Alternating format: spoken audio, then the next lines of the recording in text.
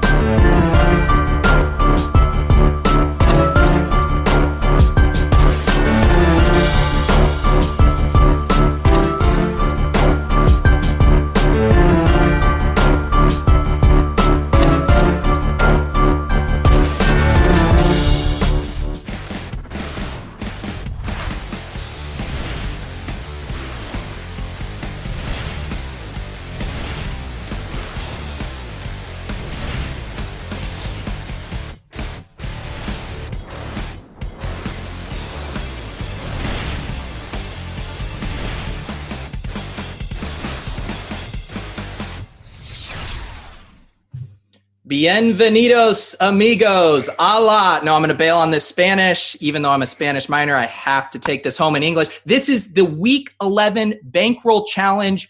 We, for better or worse, are a little more sober today.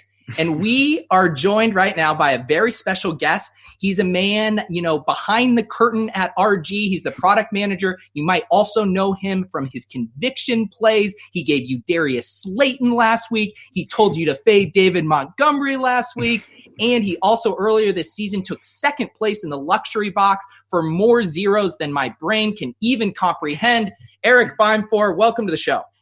Yeah, thank you, Peter. So I was excited about coming on here, and then you had Leone on last week, and you guys got so smashed that I wasn't sure exactly how to follow that up, And I'm out there making fun of Leone, posting pictures of him, hammered, dropping F-bombs or whatever, and I'm like, okay, now what's he going to do to me, or what am I going to do, to screw it up or follow that up?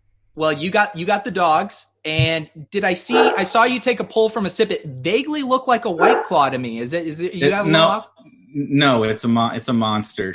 Coffee in the morning, Monster in the afternoon. I'm too old to drink on Thursday afternoons, Pete. I know. That was, as I said to people, that was fun, but not a sustainable show format. So if you are tuning in to watch us get hammered, you are going to be sorely disappointed, but you won't be disappointed because we are going to get on the straight and narrow. As you guys know, when I tab over to my bankroll challenge here, it is it's like that little graph emoji that people post, and it just keeps going down and going down. Erik, I have 2 more weeks until this bankroll is depleted. Do you think you can get me on the straight and narrow this week? Of course, yeah. As long as we're not playing David Montgomery and Christian Kirk and Marlon Mack and all the play the best plays guys, maybe we'll actually make a little money. Yeah, if you guys have been tracking the evolution of my process, and boy, has it been an evolution. Nothing static about my process. We have gone from playing contrarian stacks. We have then gone to making Galaxy Brain lineup late swaps that I get crushed for. Then we swung back and we played the best plays. Then we got drunk and made 2 different kind of lineups that fit both of those criteria. I have been all over the map. And this week, I am literally all over the map because I'm going to Mexico. And my process, though, is going to be anchored. Erik, you are going to anchor me back. We're going to get back to playing the best of the best plays and also the Galaxy Brain contrarian plays we need to win a tournament. But I do want to – you were talking to me a little bit before the show, just kind of about your focus in tournament selection. And I think this show is a good fit for you because you were telling me that you like to focus on these small field tournaments as well. Yeah, you got to give me 1 sec with these dogs. The mailman is here right now, and they are losing their minds. Let me get them out of the screen really quick. If there's one thing I can do, it is vamp while I wait for you. Shout out to the chats today. We got the Grinders live chat going. Although they're a little more in the NBA streets, it seems like right now. You guys need to get your mind focused on Sunday. Forget about tonight. We're going to talk about football right now. We got the YouTube chat going. One thing I do want to mention, too, before I forget, Lineup HQ is free this weekend. Also, there is a free roll on Yahoo. We will get that link in the chat eventually. If not, we'll post it in the comments after the show. But there's going to be $2,500 in free prizes. They ran it for NBA last week. And in conjunction with that, you can try your hand out at max multi-entering. This is the big taboo. Every small stakes player always says, man, if I could max enter, I would ship this. Well, now is your chance to put your money, actually put your free money where your mouth is. Head into Lineup HQ. You can make up some of your build rules. You can build out your player groups, your stacks, and then you can build as many lineups as you'd like and then export them into a Yahoo free roll. See if you have what it takes to then do it with real money. So, Erik, you going to hop in those free rolls? You get it on that plus EV stuff, right? Yeah, of course. I'm the worst MME player of all time, though. I tried it. Like when I was trying to figure out my DFS game, it's funny you say like everybody says, oh, if I had 150 lineups, I could win too. I tried it and I can't, I lose every week that I try to play a bunch of teams. I can only play a few teams. So yeah, I'll dabble in some of that, but people say like it's easy and it's hard. Yeah, imagine my process is a plastic bag floating in the wind right now, it playing single entry. Imagine it if I was trying to MME every week. I mean, talk about a shit show. So I did want to talk. Oh, it was right before you got up. You were going to tell me about the kind of contests and game selection you like to focus on. Yeah, so we were talking a little bit before the show, and I was excited for this show because you focus, kind of on single entry and a little bit smaller field type stuff, and that's really exactly my focus. So I think that there's really kind of two kinds of DFS players that you should, like two paths that you should ultimately try to take and figure out which one is for you. And anybody that's doing in the middle is probably kind of cutting off their nose to spite their face. So when, like I talked about that, I tried to MME for a little bit when I was trying to figure things out, and I'm horrible at it. And then I figured out that if I just play a small collection of teams, 1 to 5, and focus just on those and getting them in essentially the smallest fields that I can at the highest stakes that I can. So I'm putting my money behind, just those teams that I feel absolutely strongest about, and I'm competing against way less people, because I'm not good at making 150 teams and setting exposures and all of that. That's just not how I'm, wired to play. So I really focus on those small fields with whatever your bankroll is, $1, $2, $5, $5,000, getting into the smallest fields at the highest stakes that, you feel comfortable in. Yeah. And I think, the biggest kind of mind, bend I'm finding myself in right now. We've had fun with the bit, the Galaxy Brain plays, the best plays. Obviously, I think we all know that the best lineups feature an equilibrium of those things. You can't win with all chalk play the best plays, and you can't win with all Galaxy Brain plays either. So when you are, how tight is your concentrated player pool each week? And how much are you thinking about ownership heading into submitting those lineups? So ideally, I want it to be really, really tight. I think my best weeks are actually I typically try to play 3 tournament teams. I play mostly on DraftKings, and I'll try to play 3 tournament teams. And my best weeks they're 3 stacks of the same game. So whether that's changing the quarterbacks, so we can use the Saints game this week as an example. Say that's, ultimately my far and away favorite game. I would love to play 3 stacks of that game and get slightly different variations of the pieces of that game, and then fit my favorite plays, whether it's my favorite running backs around it or my favorite tight end or whatever that works around that. I've found that my worst weeks are when I spread myself too thin. Even if I want to play a few more teams, when I start trying to put more stacks out there and get more running backs in my pool, that's when I'm way, way, way worse. And you mentioned that, so I assume like one of the scenarios you were describing, so you play the power sweep 150 3 max. So, and you mentioned you often play 3 stacks from the same game. Do you ever, because sometimes I think about that, or I'll think about, well, what if I have a core of like a running back and defense I like, and maybe say another running back wide receiver, and then mix in different stacks around that? Do you ever do it that way, or does it always start with the stacks? Yeah, I think you can definitely do it that way. I think basically it's, we're saying the same thing, but slightly different, right? Like we want a core, a really, really tight core, whether that core is, like this week, say I want Jameis to Godwin with Thomas or whatever, or the core is David Montgomery and Ronald Jones and Bears defense, and then I rotate some stacks in around that. Either way, I think you should, if you're not MMEing, if you're playing a small collection of teams, I think you should really focus. At least that's what's been successful for me, is really focus a tight core of those 3, 4, 5 plays, and then mix in your other favorite plays around them, because you don't have to be perfect in these types of contests. 3 max, smaller field, single entry, especially at higher stakes, you're competing against 200 people, 300 people. You don't have to be perfect. My best team this year had Marlon Mack scored 3 points. I didn't have to be perfect, but I mixed and matched enough around my favorite game that I hit the nuts around it. Yeah. So you mentioned maybe identifying that core or your stack at what point are you taking a peek at ownership to be like, okay, I like this game, I like the stack, but holy cow, it's DeAndre Watson and Nuke Hopkins, and they're both going to be 30% owned. Can I run this out 3 times? Like, at what point does ownership factor into your decisions? I think ownership factors in more kind of at the overall lineup level for me. So if Watson and Nuke are 100% like I'm all in, I see no way that they fail. They have the highest upside, whatever. Maybe that's Breeze and Thomas this week. I don't know that it is, but maybe it's Breeze and Thomas this week. And I see no way that they fail. They're my favorite stack.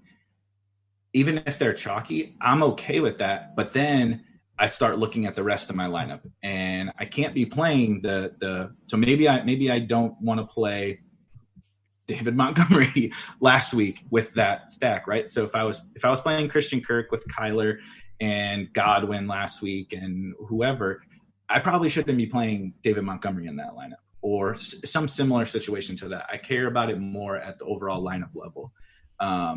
So it's it's this really weird kind of feeling out process of every lineup where I'm not afraid to stack chalky stacks. And I'm not afraid to play chalky one-offs, but the overall lineup, if I have, which I continue to play, if I have Robbie Anderson in that lineup, support group right here, Robbie Anderson, the Martingale Robbie Anderson system. Each week, just keep running him out there. And I see him again this week under 5K, and I need to just exclude him. But if I'm playing, Robbie Anderson, or I keep going back to Robbie and Jets stacks. I'm stacking Jets games. I've done that the last few weeks. I can play David Montgomery in that. David Montgomery is a whole nother issue we'll probably talk about later. But no, actually, let's talk about him now because the chat is talking about Montgomery. It was a hot topic all of last week. The show with Leone, we obviously were laughing about all of the different conviction plays and stickers in Lineup HQ. You guys can see these here for like Christian McCaffrey. If you missed the show last week, it was just every possible colored circle. But I don't know if I already showed this to the chat. You actually didn't want to get lumped in. And this is, of course, before Sunday with David Montgomery as a conviction play. So maybe just talk us through why you were maybe going against the herd there. And based on how you wrote this tweet, it seemed like you were pretty off of him, at least at this point. Yeah. So things definitely changed throughout the week that made, in my opinion, Montgomery a little bit stronger chalk. But I think you talked about it a little bit pre-show, where these running backs that are not game script proof, they're really fragile plays. They can obviously smash. A good comp this week is Josh Jacobs, right? So awesome spot, huge favorite, should just get 30 touches and should, just dominate the Bengals. Montgomery was in a similar situation last week, but it's possible for any play to just fail, period. You could just suck, right? You could have 15 carries for 30 yards and catch 2 balls for 10 yards. It's just possible. There's a ton of variance in an NFL game. But B, if anything goes unexpected in a game with a guy like David Montgomery, there's just so many paths to failure, that way more paths to failure than the ownership dictates. So those are the kind of guys that I don't really want to be with the field on, because, if 50% of people are playing him, is it really a 50% chance that he's one of the best running back plays of the week? Probably not. And I would argue last week that the Lions, once Stafford went out, I got onto David Montgomery too. So I'm ashamed of that. But the Lions are not even the Bengals are a much better matchup, as an example, compared to David Montgomery. So there were more reasons to be weary of David Montgomery than the field was giving credit for, which is a perfect leverage opportunity for you to just stay away from him and get one of these other great running back plays. Yeah, that's the thing too. It does. One of the things that's been tripping me up with some of these guys that do have, say, limited pass work chops, but find themselves in these great on paper matchups, is getting fooled by even a little bit more receiving work than usual. Like we've seen a few spots this year where Sony Michel, okay, he's getting 3 or 4 targets. Marlon Mack's getting 3 or 4 targets. Then I find myself talking myself into it. I have Gridiron IQ up right now. I'm looking at Josh Jacobs last week. He had 5 targets. If you tell me he's going to get 20 carries in 5 targets, he's almost impossible not to play. But how noisy do you think those target shares are for some of these players that haven't historically had high targets? Yeah, I think they're really noisy. I try to view DFS a lot. People really get focused in on like the week-to-week box scores, really trying to, we have an entire week to analyze all these situations, so I understand it. But, people, they see, 20-something carries and 5 targets. Oh, Jacobs is a workhorse now. But if you really take a step back, like nothing has changed about the Raiders. Jacobs has always been the lead guy. They have always used other backs. They're using 3 backs, actually, and Jalen Richard heavily in the pass game. He's going to get his touches. Jacobs is a little stronger, I think, because they, show a willingness even when they're getting destroyed to still run the ball. They don't really care. The Packers beat them by 20 and they still kept running. But if you just take a step back and think about what Josh Jacobs' actual role is on the team, yeah, you can see targets kind of coming and going week by week, but nothing has actually changed. It's just noise in the exact amount of targets, right? Whether it's 1, 2, or 5 or 6. Yep. Derek Carr's a check down artist, so if nothing is available to him, Jacobs might get a couple more that week, but most weeks, he's not the pass game guy. Yeah. So let's start to take this to kind of a single entry perspective. Put yourself in my shoes, minus all of the emotional baggage and history of being awful at DFS. And you are approaching this week.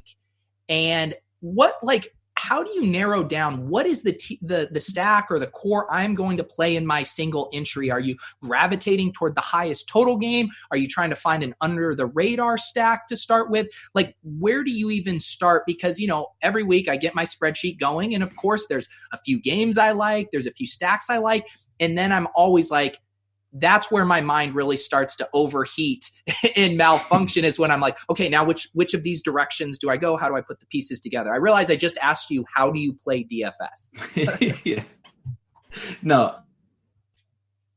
I think my process typically starts with just going kind of through each game, kind of like you talked about, but going through each game and identifying kind of how I think the game's going to play out. In terms of, what are the strengths and weaknesses of each team, and how do I think each team is going to attack the other one? Not necessarily how should they, right? Dallas should probably stop running Zeke up the middle, but we know that they're going to keep doing it. But I want to go through kind of each game and see, where are the back and forth spots? And this week there really aren't very, very many. Where kind of strengths and weaknesses align, strengths for an offense and weaknesses for a defense align. The Saints game definitely jumps out, especially with Marshawn Lattimore hurt. I'm a really big proponent of the Saints defense when he's in there. But if they're going to have really weak corners against elite wide receivers like Evans and Godwin, and the Bucs are trotting out like XFL dudes in the secondary, that's like the first game that kind of jumped out to me, where both run defenses are strong and both pass defenses are really weak with elite weapons on each side. And so that's kind of how I go about it, is trying to find those types of spots, the funnel, if you will. I guess I do believe in that kind of thing, not necessarily like funnel, but I believe that teams are better against certain things and worse against certain things. Yeah, well, one, interesting situation that can kind of help us talk about game theory through a specific example would be this Evans and Godwin situation where they are priced very similarly. Most weeks, you're normally not going to see more than a couple $100 difference in their salaries. The matchups are generally the same because they're going against the same defense. And yet we haven't seen them be positive correlated with each other. I mean, how many weeks could you have rolled out Jameis with the double stack? I know you're a Godwin guy at heart, but maybe remove any potential biases here. And are you factoring in, like, what is the variable? Is it just an ownership play at that point, or how are you getting in the weeds? And we can talk about guys like Golladay and Marvin Jones too, or a Thielen and Diggs. How do you approach these situations? So I am definitely one that likes to get a little bit in the weeds with like specific matchup type stuff. Sometimes that works out really well. Sometimes it doesn't. But I do kind of believe in not necessarily the wide receiver cornerback matchups, but just that against a certain defense, there's things that teams defend better. And Evans is a really like specific kind of archetype wide receiver, where, he's not Odell Beckham at the line of scrimmage, getting wide open on a slant and taking it 90 yards. He's, a big, long stride, vertical guy that Jameis just throws the ball 40 yards down the field to. So if he has, a really elite corner covering him, it can be a little bit tougher for him because he's not this like full route tree kind of wide receiver. Whereas Godwin, the much better wide receiver, is kind of this full route tree guy. Plus, he's playing inside a lot. So you get a lot more opportunities for, say Jameis is pressured or, they fall behind, which can happen very easily for the Bucs. They fall behind. You get Godwin working over the middle, as teams are playing kind of prevent style defenses. So I do factor a lot of that kind of stuff in. Like you said, I'm 100% biased because I think Godwin is better and that's my guy. And it was amazing for the first month of the season watching him dominate and Evans suck. And it's been not so profitable since. But I do like to get a little bit in the weeds there. This week, I think it's more of an ownership thing, going back to what you said. Without Lattimore, if people are going to gravitate towards Godwin this week, I do think Evans can feast. So that's one scenario where I do think I lean a little bit more on the ownership. Yeah, and right now it looks like we don't have either of those guys too highly owned. Mike Evans coming in at 11%, Godwin coming in at 10%. When they're down in that price, or ownership, you can just pick the guy you like the best. Right. I also think this, and you talked about them being kind of inversely correlated. I think this might be the first week where I'd be willing to play both of them in a lineup together. I haven't done it once yet this year. I've kind of picked and choose like you brought up, but just with, how the game kind of sets up, I think it's really positive for both passing games. I love OJ Howard too. And that was really nice last week to get him finally off the schneid, but I don't think this is the OJ Howard spot. And I think everything's going to funnel through Evans and Godwin. And I don't think Breeze is going to have any trouble scoring on the Bucs. So I think you could see, double-digit targets for both of them. And as long as Jameis doesn't pull a Jameis, both can be, very successful this week. Yeah, let's talk about kind of specifics with stacking. Obviously, all different kinds that you can do as far as a double stack, a skinny stack. Are we bringing it back? I think one example that we could use for this week that I think is kind of interesting is heading over to this Falcons Carolina game, because the Panthers have a lot of interesting stack options. Curtis Samuel, Greg Olsen, and DJ Moore are all relatively affordable. Christian McCaffrey, of course, super expensive at 10.5. When you are looking at a pass game, and then obviously the best running back in football, all in great spots, and you're thinking about stacking, and you can make a case for every single one of these pieces, yet knowing, hey, I'm not going to roll out Kyle Allen with 4 Panthers skill position players. How do you go about narrowing that? Is it just price? Is it ownership? And what kind of correlations are you looking for in those stacks? Yeah, it's definitely starts to come down to roster construction in that point where everybody would love to jam Christian McCaffrey, but the pricing on DraftKings has gotten a lot tighter. And so if Christian McCaffrey is A, still going to be popular, and B, going to really hurt the rest of my lineup, but I really like the spot for the Panthers, that's a spot where I look to pivot to Kyle Allen and DJ Moore and Curtis Samuel. And then you can bring it back with Julio or Ridley or the obviously Brian Hill, the chalk of the week. I start to really think about how to maximize the upside of my entire lineup if that's the game stack that I really like. And one thing I really did want to bring up talking about stacking, we did kind of a study. So I have a data analyst that I work with here at Argene, and Brennan Ruby. I wanted to give him a shout out because he's the absolute man. He kind of is the engine behind a ton of these different like stacking research articles that we've done, and Slate IQ and a bunch of cool stuff we do, kind of studying what DFS players are doing and what the field is doing versus what winning lineups are doing. We did some really cool stacking analysis at the beginning of the year, and like the big thing people talk about is, oh, you have to stack, and that is true in my opinion, but everybody is pretty much stacking now. It's like somewhere around 80% of the field is some sort of stack, like quarterback to a wide receiver. But you brought up, like this specific game. In game stacks is where you can actually really get your leverage, because people are still really kind of slaves to median projections. And so they may love the Kyle Allen to DJ Moore stack, but not many people are playing Kyle Allen to DJ Moore to Curtis Samuel and then bringing it back with Julio. So that's really where you can get your leverage, and that's where the top lineups more frequently have game stacks compared to the field. So I think that's one big thing when I was talking about roster construction, that I focus on that aspect, where I want to correlate my lineup that way, where I really only have to be right like once or twice. I want to be right about that game shooting out, and I want to be right about it being through the air. Yeah. And if I do that, I'm right twice. Everybody else is trying to be right 8 times.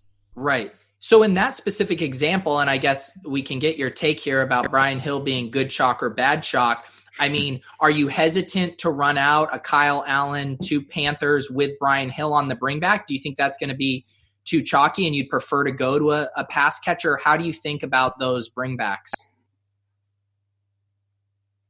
I think you can definitely use running backs in your bringbacks.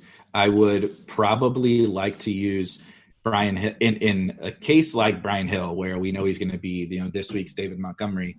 I like Brian Hill a lot better than David Montgomery, but I think I would like to add on one more Falcons player in that case, because any other stack of that game is probably going to have Brian Hill, but are they going to have Brian Hill and Julio, or Brian Hill and Ridley? Probably not. So, and in that scenario, you're just hoping for a 45-40 game, right? Right. So I think that we talked about it a little bit pre-show, where you get into these single entry and these smaller fields, you can gain so much leverage by creating a lineup like that. Like, it feels really uncomfortable in like a single entry lineup, right? This is my one tournament lineup and I'm playing 5 guys from one game. It's not how people feel comfortable making teams, but that's good for us. Yeah. Yeah. Do you have people giving me a hard time in the chat about my skinny stacks here? Do you have a certain type of stack that you like to do?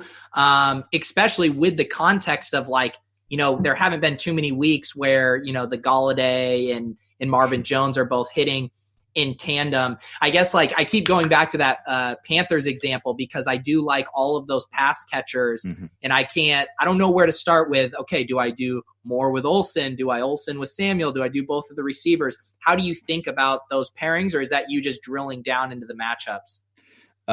It's a little bit of both. I think if I had, if we set aside all teams and specific players, if I had like my dream way to construct a lineup, it would be like a quarterback with 2 of his pass catchers being a wide receiver or a tight end, and then 2 pass catchers from the opponent, a wide receiver, and filling my wide receiver and tight end spots, and then being able to use my running back spots on like 3 workhorse running backs.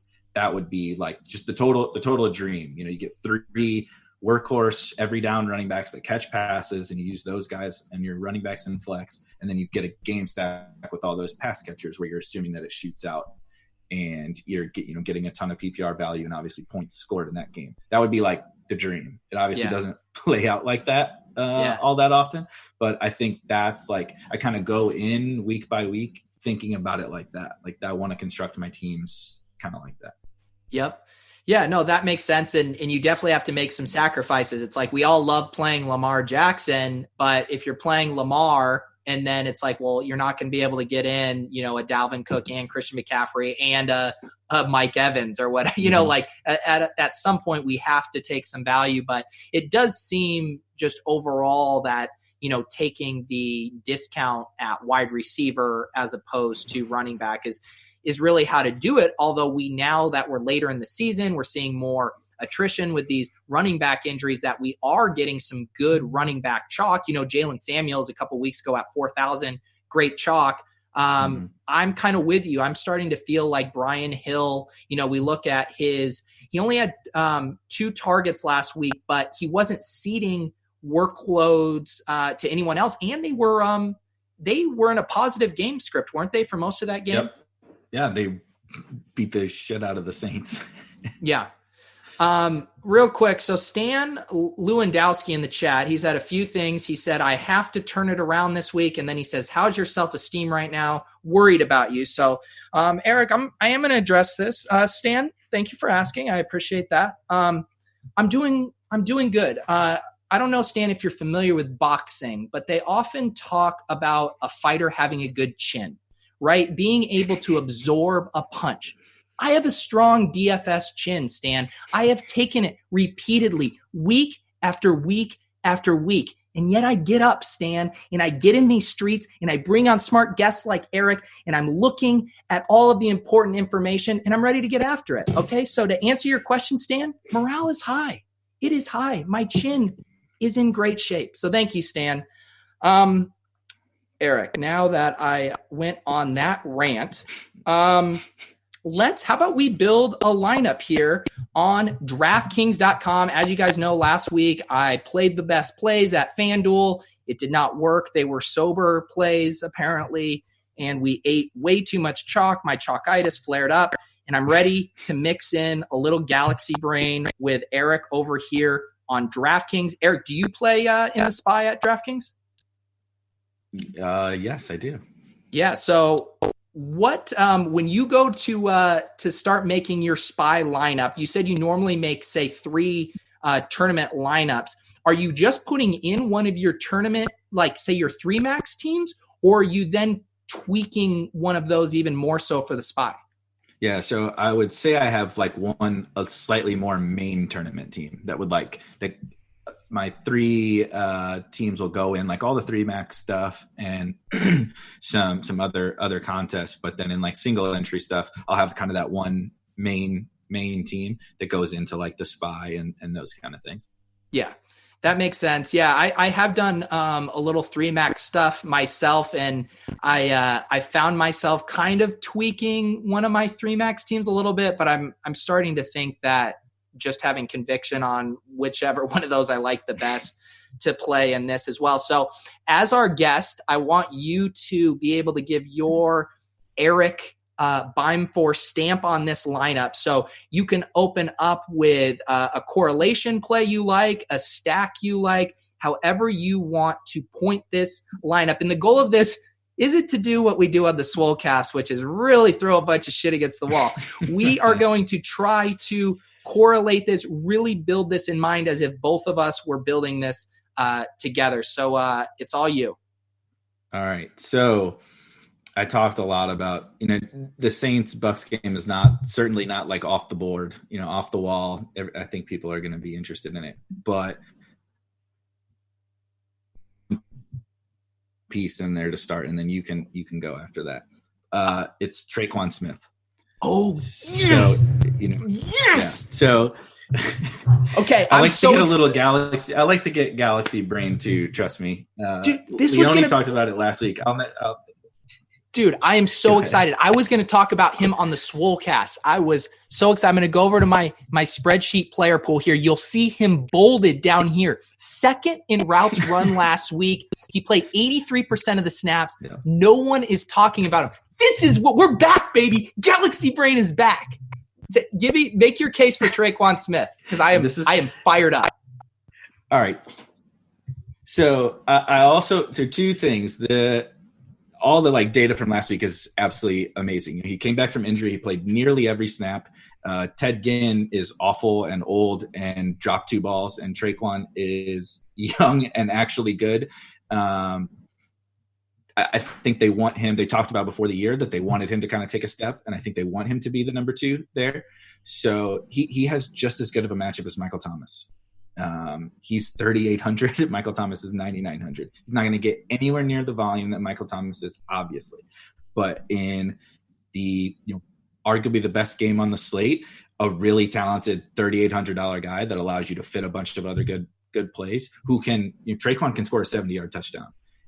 That's the kind of guy I want to be way over on, if not locking in my three lineups, because it doesn't take a lot for him to pay off, and the upside is massive.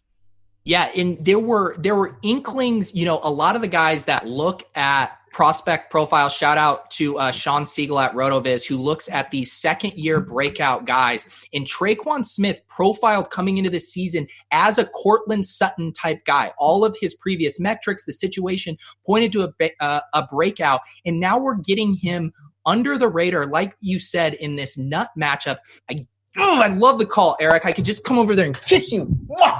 But the big question is, when we play Traquan Smith, do you play him with Michael Thomas, or is he a leverage play and a massive salary saver off of Michael Thomas? Yeah, I think, and this is a huge decision for me this week too. I think that there's 2 ways that you go. Let's assume we're stacking this game. That's probably where this is going to end up with this team. If you're stacking this game, and these are the kind of things I think that you have to think about, is do you leverage off of Michael Thomas with Traquan, Jared Cook, Kamara even? Kamara's, it's a terrible running matchup, but that I'm not sure that matters for him. Do you leverage off of Thomas with those other guys, or do you include the super cheap Traquan Smith to get Michael Thomas? And I think both are extremely viable. I don't think there's necessarily a right or wrong answer. It's kind of personal preference, and whether you feel, if you have to feel a little bit more comfortable with the cheaper running backs probably to go the Michael Thomas route. But if you want to play CMC or Dalvin or Zeke or Fournette, you can then play them while also getting leverage off of Michael Thomas, which is typically where I lean. Like a 10,000. I love Michael Thomas. He's awesome, right? It feels like uncomfortable. You always, like, I go out of my way to kind of take stands on guys like that, and then they score 30 or 35 points, and people are like, "Oh, you're an idiot."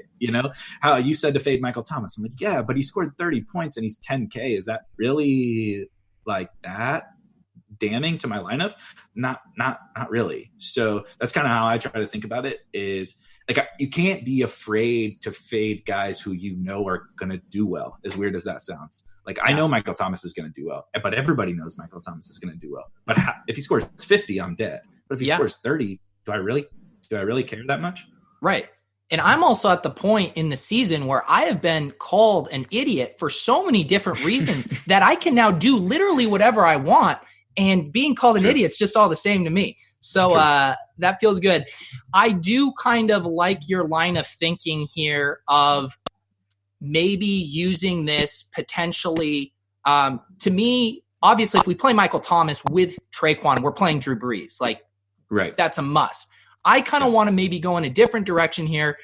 Why don't we get the I'll pander to the guest. Why don't we get a Winston Godwin going here on this other side, and we can go from there and decide how, as Stan said, how fat we want to stack this game.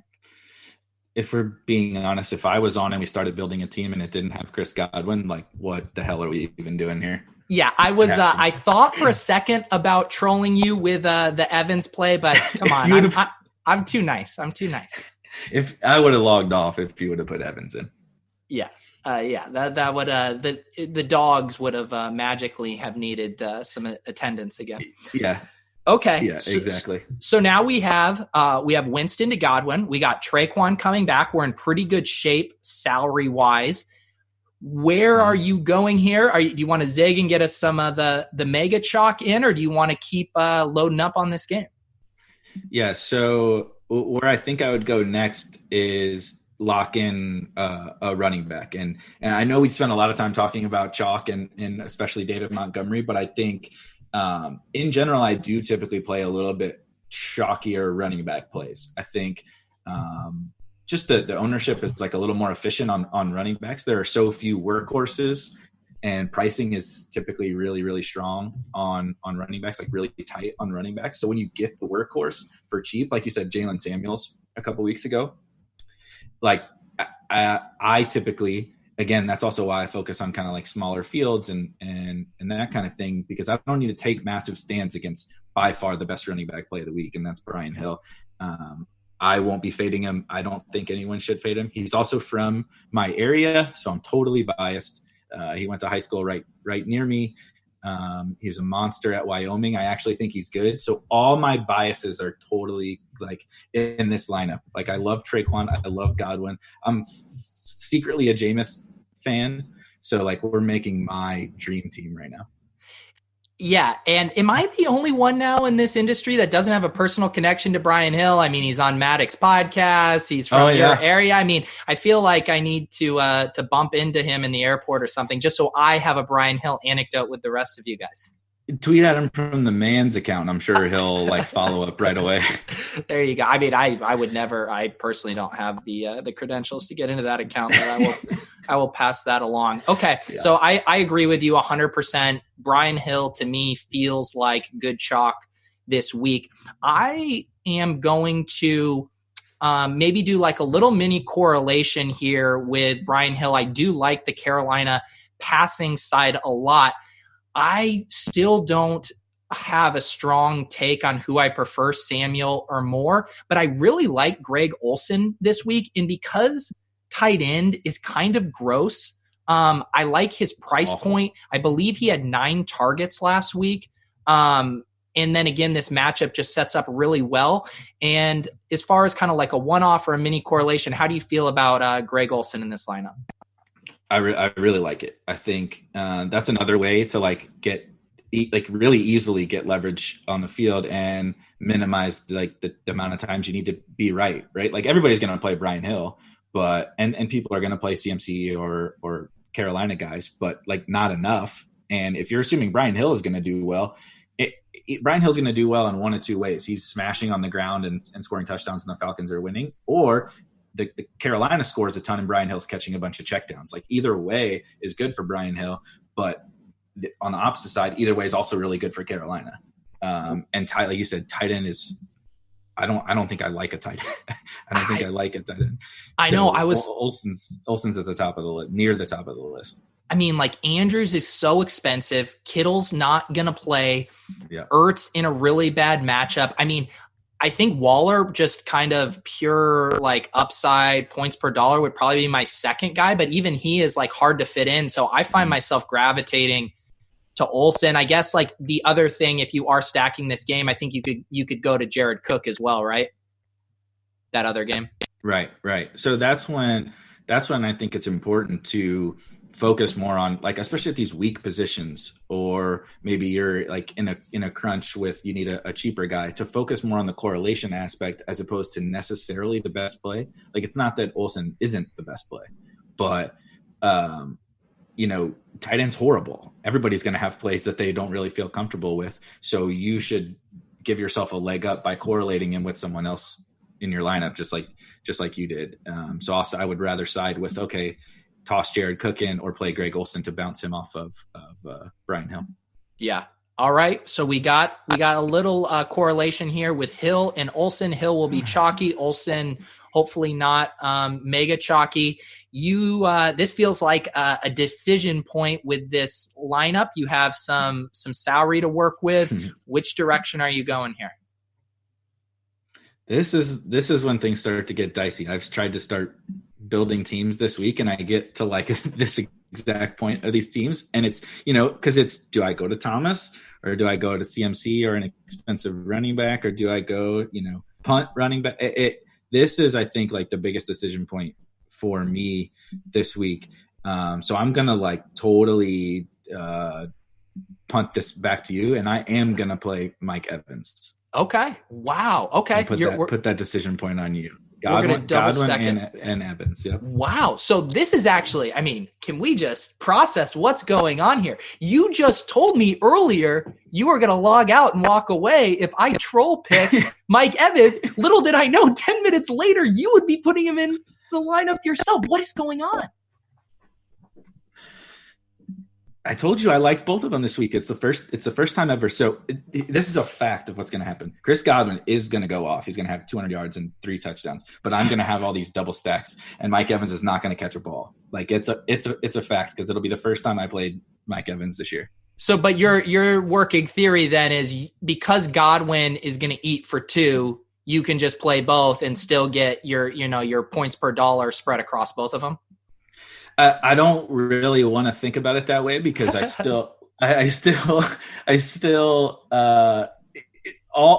all around misery of having Mike Evans in my lineup is going to tilt me on Sunday for sure. But I just know Godwin is going to smash and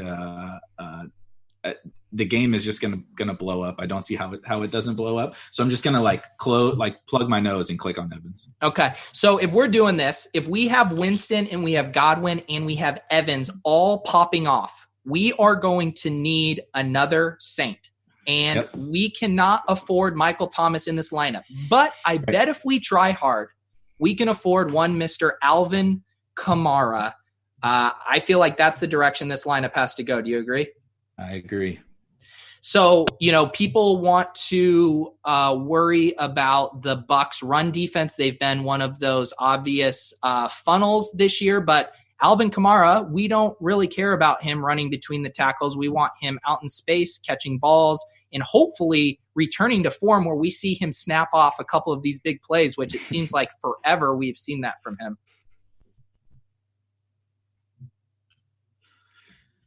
Yeah, he's really interesting this week because like you said, he hasn't, frankly, he hasn't done anything in quite a while. He was hurt. And then even before that, and now last week was like the spot he should have just went totally smashed. And you had him in your FanDuel lineup last week, right? Yeah. Kamara. Yeah.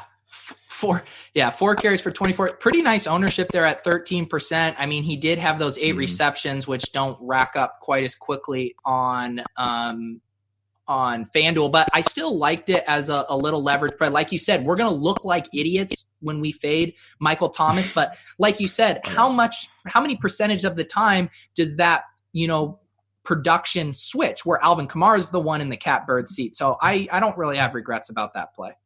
Yeah. And I think the thing is, it's so dependent on touchdowns, like especially for Michael Thomas at $10,000.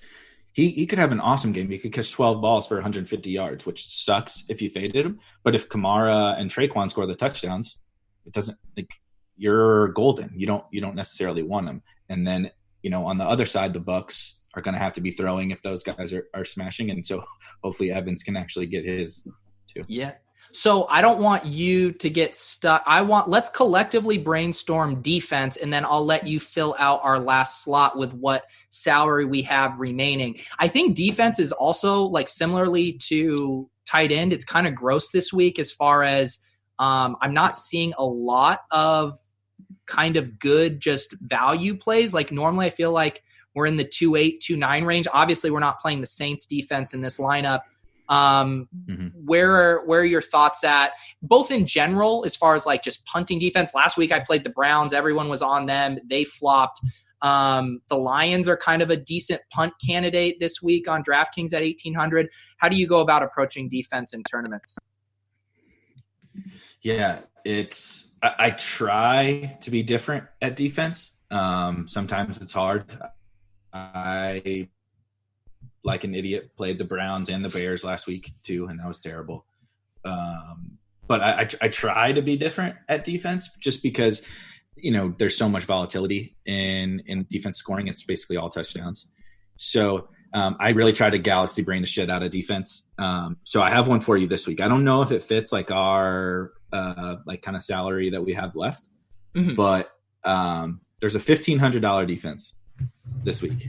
God, Eric, this big old beautiful galaxy brain of yours that has to be tilting the viewers, and yet I'm soaking it in. Yes, make the case. I like it. All right. So the Arizona Cardinals are 1,500. They're playing the 49ers. The 49ers are missing like everyone on offense. Kittle's hurt. Breida's hurt. Manny Sanders is hurt. Joe Staley got hurt again. Their left tackle got hurt again last week. Jimmy G is like a meh guy to me. Like Kyle Shanahan and their weapons make him, in my opinion, he's whatever, average quarterback. The Cardinals have been horrible. They're missing Patrick Peterson for the first 6 games. But I actually think that their defense is not that bad. Patrick Peterson looked terrible when he first came back, but I still believe that he's Patrick Peterson. They have another good corner, Byron Murphy. Their secondary is really not that bad, despite the fact that they just keep getting slaughtered. And they have Chandler Jones is one of the best pass rushers in the NFL against an offensive line that's dinged up. And they're 1,500. Like, I think if you remove the Cardinals and if you weren't able to click on game logs, I wonder about this all the time. If people weren't able to click Cardinals and look at the game logs, like would they play that team against this 49ers team? And I think so, but nobody is going to play them. Nobody. Yeah. And you're wearing the sharp side shirt. I mean, talk about the bet of the week. I mean, I got it at 11. We're seeing the number here at 11.5. I mean, getting 11.5 points versus a division opponent that is that banged up is absurd. It's an absurd number, even if everyone was healthy, in my opinion. I love it. Yep. And that actually leaves us with a decent amount of cheddar to round out this lineup at 7,400. There's some interesting names. There's our old friend Josh Jacobs we were discussing as a trap. You mentioned liking to get 3 running backs in there, or do you have more of a galaxy brain way to round out this lineup? Because there's definitely some decent options. This is a good. So what? All right. So can I recommend a 2v2? Yeah. So if I were to play this lineup, what I think I would do is swap Olsen for Jared Cook. Mm. And then take out Kamara oh no, damn it. I did the math wrong. The galaxy brain, it got me. I got too excited. I thought we could get up to 4 net off of I thought we could get up to 4 net.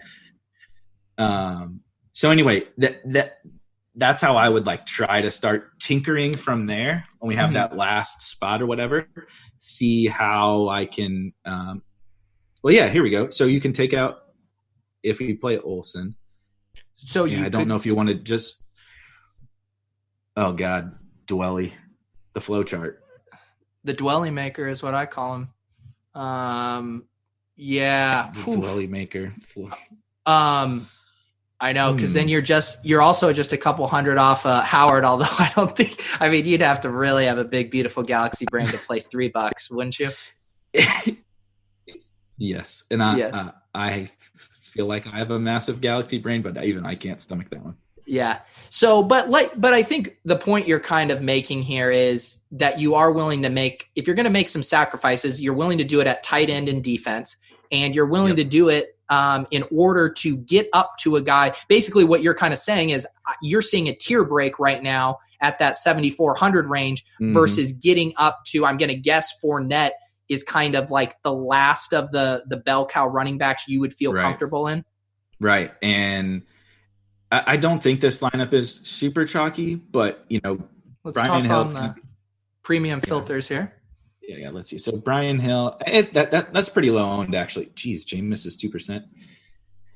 That's exciting. Wow.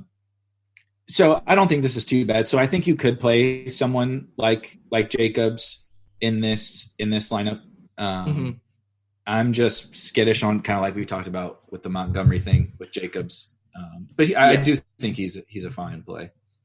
Yeah, like you said, that's kind of like where we pulled up ownership right now is probably when you can afford to look at it of like, all right, let's get a gauge of how this thing's sitting.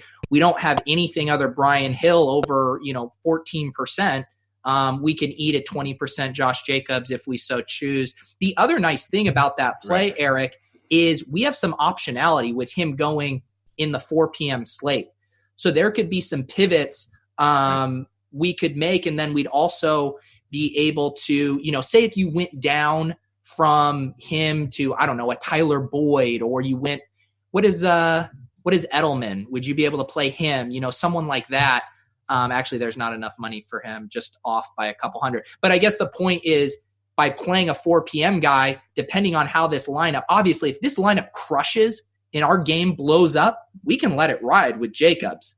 If we're behind, then we probably want to pivot off of that, despite people telling me never to pivot, just to play the best plays. So we will leave a little ambiguity with this lineup and the directions we would personally go if we had the gun to our head before lock. But I think this was instructive for how to think about a game stack.